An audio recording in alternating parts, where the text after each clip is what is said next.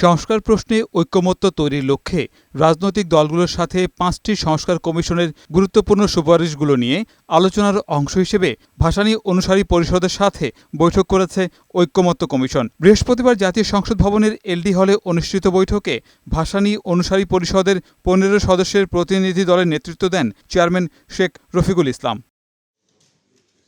বৈঠকের শুরুতেই স্বাগত বক্তব্য দেন জাতীয় ঐকমত্য কমিশনের সহসভাপতি আলী রিয়াজ। এ সময় তিনি বলেন, পরবর্তী প্রজন্মের কাউকে যেন অধিকারের জন্য আর প্রাণ দিতে না হয় সেই লক্ষ্য নিয়েই কাজ করছে জাতীয় ঐকমত্য কমিশন। যেভাবে ফ্যাসিবাদের বিরুদ্ধে লড়াই আমরা ঐক্যবদ্ধ ছিলাম, সেভাবেই ঐক্য প্রতিষ্ঠা করার মধ্য দিয়ে বাংলাদেশের এই যে পরিবর্তনের ধারা, সেই পরিবর্তনের ধারা আমরা সূচনা করতে পারব।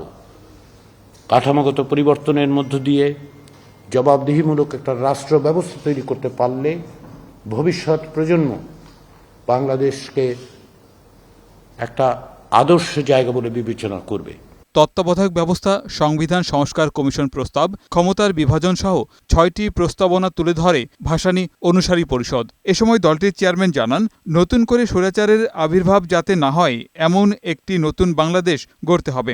বাংলাদেশকে নিয়ে যেন আর ভবিষ্যতে কোনো ফ্যাসিস্টের আবির্ভাব না হয়, স্বৈরাচারের আবির্ভাব না হয়, সেটা প্রতিষ্ঠা করার জন্য আজকে আমরা এই আলোচনার টেবিলে এসেছি। সংবিধান, নির্বাচন ব্যবস্থা, দুর্নীতি দমন, বিচার বিভাগ ও জনপ্রশাসন সংস্কার কমিশনের গুরুত্বপূর্ণ ১৬৬টি সুপারিশ নিয়ে ঐকমত্য তৈরির লক্ষ্যে ধারাবাহিকভাবে রাজনৈতিক দলগুলোর সঙ্গে আলোচনা করছে ঐকমত্য কমিশন, যা শুরু হয় গত ১৫ ফেব্রুয়ারি। গোলাম মোর্শেদ, বৈশাখী সংবাদ, ঢাকা।